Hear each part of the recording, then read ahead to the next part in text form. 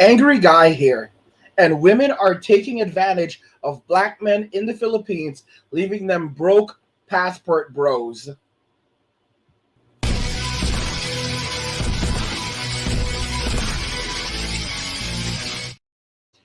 Women are taking advantage of black men in the Philippines, leaving them broke passport bros. Let's just go ahead and jump right into the video. A disproportionate number of black men are being taken advantage of overseas. And I just want to talk about it today. This is not an indictment against black men. It's sort of a wake-up call. Just what I'm seeing, what I'm living, what I'm experiencing over here. It may be because most of the men that I see over here and deal with in close proximity are black. But the numbers don't lie, guys. You know, y'all hear all these horror stories that I tell. The majority of them are black men. That opening clip comes from African-American YouTuber Sunshine Shoulders. He lives in the Philippines. And the video he produced earlier today was called Attention Passport Bros. A disproportionate number of black men are being taken advantage of overseas. Now, I found that to be quite interesting because we only hear about the good stories of black men going overseas, whether it's Zoom to Thailand, who's living in Thailand, or other brothers in Brazil, or brothers in the Dominican Republic, or brothers in Costa Rica. Black men are finding a new way of life in Colombia. For the most part, we're hearing good stories, but we never talk about the fact that black men are being taken advantage of. Now, we do hear about stories of black men being robbed or black men being scammed, but being taken advantage of is something that we really don't hear a lot about. And that means, for the most part, being used. Are being used by who? Now, I want to play this first particular clip from Brother Sunshine Shoulders, and then we're going to come back. One of the reasons, the big reasons that I believe so many of us are being taken advantage of, or at least they're trying to take advantage of us, is because we're trying to do the right thing. We want to do the right thing. We know our reputation and our image around the world. It's a bad one. It's a wrong one. But what we want to do is erase that. We try to shatter those images. And a lot of times we overcompensate. You know, we have something to prove as providers. You know, they say we're absent fathers. So we overcompensate. We spend a lot more money than we should. We end up getting in a lot of jackpot situations, you know, whether it involves a visa, getting married. I just said money, you know, just taking on a lot of unnecessary responsibility overseas. I'm not just talking about the Philippines. There's horror stories all over the world. But we've got a reputation problem, and a lot of this is subconscious. And we're just trying to prove it to be wrong, you know, about us being promiscuous, you know, we're easy. So that's really the main reason, the first thing I believe hinders us when we travel overseas. We come face to face with that reputation and we're trying to disprove it. And so we overcompensate. Now, the first thing that he says is very important is that a lot of black men are concerned about the negative stereotype that they have around the world. And the negative stereotype is the African-American male stereotype, that they're not responsible, they don't take care of their women, they're having kids out of wedlock, and pretty much that bad reputation, that stigma has followed us from the United States to someplace else. And because of that, we're overcompensating for that particular stigma. So when we come across the women, we're trying to over provide. When we come across friends, we're trying to over provide. And so what happens with that is people start to look at you as a sucker. And I can tell you that living in Uganda, I've experienced what he's talking about. Not necessarily me personally, but I've heard horror stories of guys out here who spent $300,000, bought people houses. I mean, you name it. I'm talking about really getting milk dry just for the fact that they were trying to overcompensate. And they're trying to prove a point with their finances that they're actually different than what the stigma is. And when I thought about this, it reminded me of an old documentary called How to Sell to the Negro. In this All right, so guys, really what's happening here, and I have a package for you guys that I've been working on. It's extremely comprehensive. I've been putting in so much work. It's going to take me a bit more time to finish it up. It's going to teach you everything you need to know and prepare you when you go over to the Philippines. It's going to tell you where to go, what to do. It's also going to tell you how to protect yourself from being scammed by Filipinas and their families, because that's a big one. It's happened to me. I'm not going to lie. I've been taken advantage of overseas by foreigners, and I've learned my lesson. Not by foreigners, by the locals. All right, and they know how to finesse you. They know how to finesse you, and you're going to learn how to avoid that, how to avoid making those mistakes. All right, from someone who's traveled, from someone who's learned those things. All right, you're going to get a comprehensive breakdown. But just to be very clear, when you go to these countries, one thing is you never let anyone know how much money you have. Another thing is these people, they're paying attention to you. Even if you try to conceal that you have money, they'll figure it out. You know how they'll figure it out? If you invite them to your home, they'll look around and they'll start doing the math. Oh, this guy has this, and this, and this. So he must have money. Or they'll look at the things that you purchase. They'll watch your pocket. They'll look at your wallet. They'll glance to see how much money. If you take out like a bunch of bills, they'll say, "Oh, look how fat that is." I'm telling you, okay. They will listen. They will target you, and the moment you get there, they try to figure out how much money you have in your pocket. Calvin talks about that's Sunshine Shoulders. I think that's the name of his channel. He talks about, helping Filipinos, buying them food, stuff like that. Don't do it. Don't do it.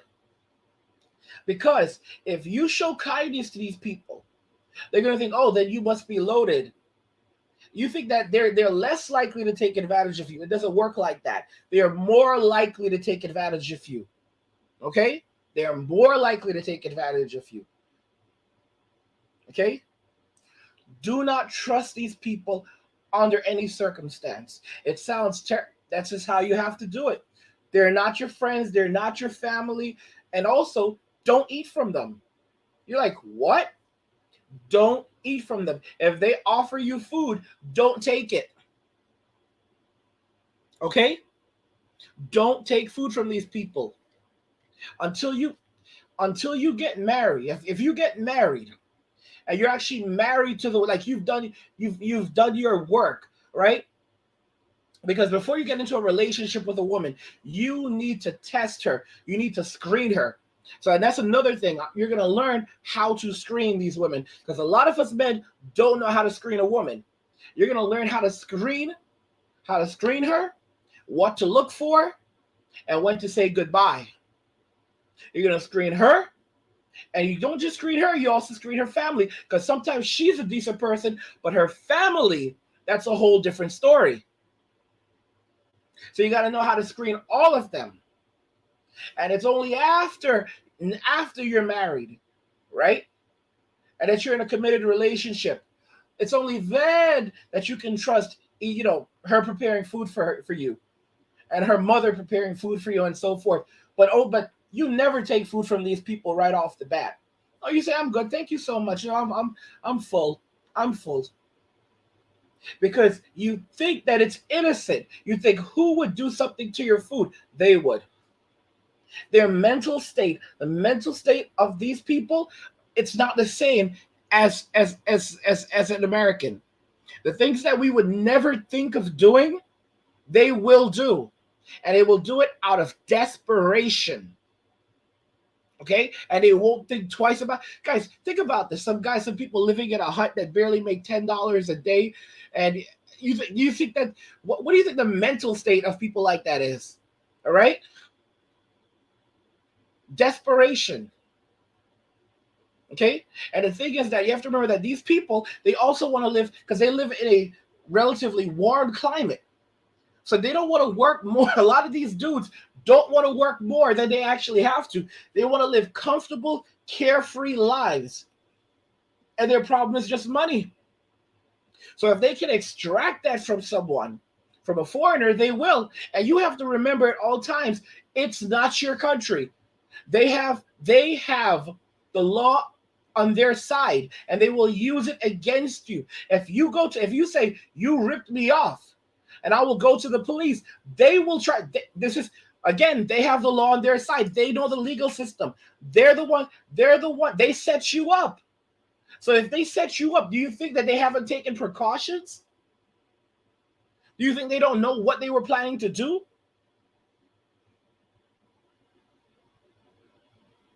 Never ever forget that it's not your country. You will always be a foreigner. It doesn't matter if you go and you get your residency and then your citizenship. You mess up. One of these people accuse you of something, they will snatch that citizenship from you in a heartbeat. It is not like the United States. You need to understand that. Okay? In these foreign countries, you don't have the same rights. You don't have the same system of government. They have advanced systems of government in these countries. But let me explain. They don't play by the rules. If you can see just how there's a different set of rules for some people in the US and a different set of rules for other people. We have that. Okay? Now when you're dealing with when you're in a foreign country, you need to put you need to multiply that by 10. There is corruption, lots of it. But you don't see it initially because it's being masked by smiles and people trying to finesse you. And you're like, oh my gosh, these people are so kind. They don't want anything from me. Let me do something nicer. They're already working on you. They're already finessing you. You don't even realize it. And sometimes they'll work on you for months. They'll work on you over the course of months, and they'll tell you they can help you. Here's a tip for you. Never, ever ask them for anything like, oh, I need to find a lawyer, because they'll find somebody that's working for them and use that person to take advantage of you. Always conduct your own business by yourself. Anything legal. If you're renting a place, you do all of it yourself. Don't ask for help from them. Okay? That's why I've talked to you guys, and I've mentioned in the video before. You need to do your research. You need to have a guide, and I'm putting together a big package for you guys that's going to teach you how to do all of that. It's going to cover all your bases. Okay? But you have a lawyer, your own lawyer. By the time you go over there, if you're planning to spend even a month in the Philippines, it's dirt cheap to have an attorney. Some of y'all are so darn cheap. You'll spend $2,000 on a plane ticket, but you don't want to spend $50 or $100 to retain an attorney. That's going to make sure that if anything happens, you are covered. That you can turn to for help. Because you can't turn to these people.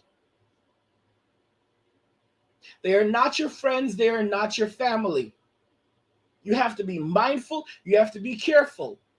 What you do is when you go to these countries, don't make friends with the locals. You smile and greet them. They're not your friends. The people that you're allowed to make friends with are other expats, people from other Western countries. You heard me right. People from the US, people from Canada, people from Australia, people from the UK. Those are the people that you can become friends with. Those are the people that you can let your guard down with a little bit, and don't let it down entirely because listen, they're still strangers, but you are much safer dealing with other expats than you are dealing with these people because they are not your friends. They are not your family. Okay? Do not trust them at all. Screen them, screen them, screen them. And if you get married, you need to have an ironclad prenup in place. And you need to know what the rules are and everything. You need to have a child custody agreement in place. You need to understand it's different. You're the prize. You are the prize. You're the one with the value. You're the one that they're chasing. You shouldn't be overcompensating. They're the ones who should be overcompensating. They're the ones who should be going all out. See, a lot of guys A lot of guys are not used to being treated well. So a woman cooks and cleans for you, and you're suddenly like, she's a goddess. That's bare minimum. Bare minimum in these countries. Okay? And now you want to give her everything, buy her a car, and spend all this money when you don't even get it. When in reality you're getting the bare minimum. And also, a cup of coffee only costs $1 over there, but you're spending $100. You're going above it. You're spending all kinds of crazy money. Why are you spending $1,000 a month on rent when you can rent a nice house, a big house, for $200? What are you doing? Why are you buying her a $20,000 or $30,000 car? Why are you spending all of this money? Why are you giving her your paycheck and saying, okay, you're the woman of the house. I'm going to hand over my salary to you and you're going to take care of everything. You don't do that. Y'all need to use your heads. Listen, I've suffered so that you don't have to. But some of y'all are arrogant. There's some of you who say to me, a lot of you are waking up and say, Angry, I got my passport. But a lot of y'all are cheap. Some of y'all are now in this limbo because you didn't expedite your passport. You could have had that within a couple of weeks. Now it's a couple of months and you don't know when you're going to get it. And y'all are in regret, and some of y'all are miserable, and others are just like laughing, like, oh, I'm just screwed. No, you need to be responsible and mindful and grow up. Don't be foolish. There's no reason. And let me tell you something. While this is predominantly happening to black men, it can happen to any man in the Philippines and other countries for that matter. But a lot of these guys are going over there, and because they get shown love, something that they've never experienced before, they let their guards down completely, and they don't realize they're being finessed. Don't do it. Do not do it. Never make it clear how much money you have. Don't discuss money with them. Okay? You need to learn the prices of how much things cost. Because you'll go over there and they'll start charging you American dollars. And you'll think, oh, this makes sense.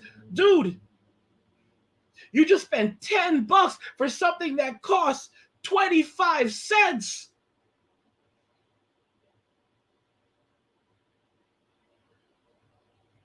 You go into a store, you buy a drink, they tell you $2. You give them $2. That drink was the equivalent of a nickel.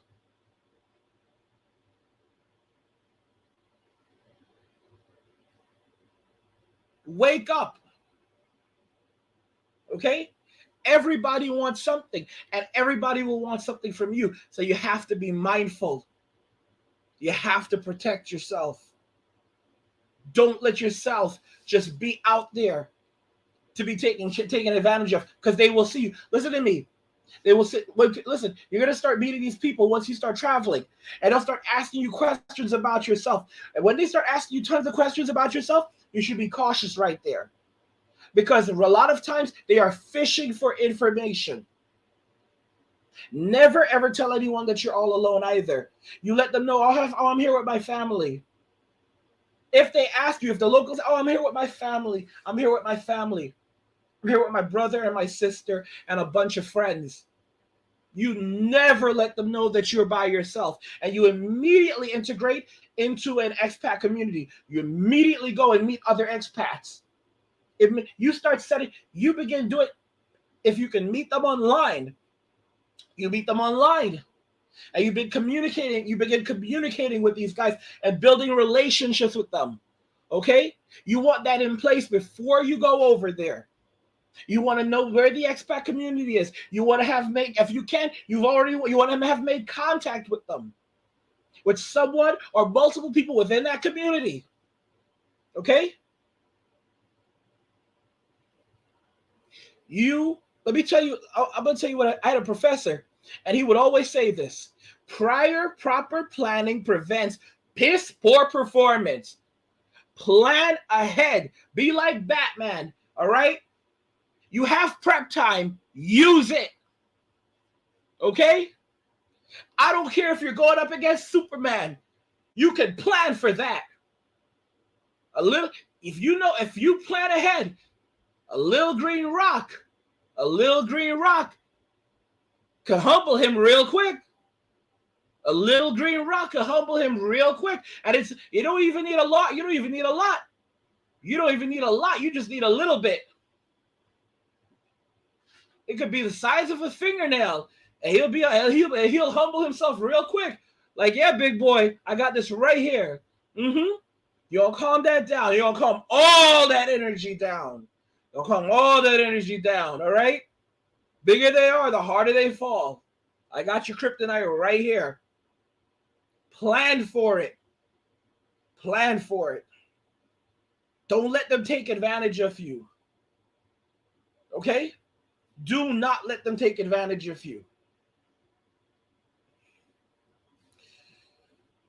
Hey, I'm going to be live streaming on kick.com in the future. Link in the description. Follow me there. Thanks for watching. Guys, you cannot let these people use you and disadvantage you and take everything you have that you've worked to build. Don't do it.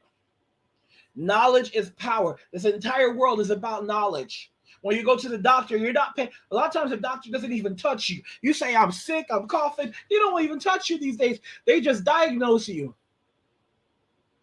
You are paying them for their knowledge.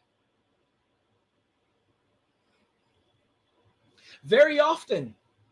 For example, you go to a graphics designer. The graphics designer just touches a couple of things, and they have a design for you in 10 minutes. And you say, why do I have to pay all this money for something that you can do in 10 minutes? And a designer responds, because I spent 10 years learning how to do it in 10 minutes. So you're not paying them for the labor, you're paying them for the knowledge. You're paying them for the knowledge that gave them the skills to do it in 10 minutes. This world is about knowledge. It's about information. The most valuable thing is information. You go to medical school. What are you there for? You're memorizing tons of information. You go to law school. What are you doing? You're learning tons of information and how to interpret said information. All right? Everything is about information. People will pay good money for information. That's really it. When we're going to school throughout our lives, and when we go to university, we're paying for information.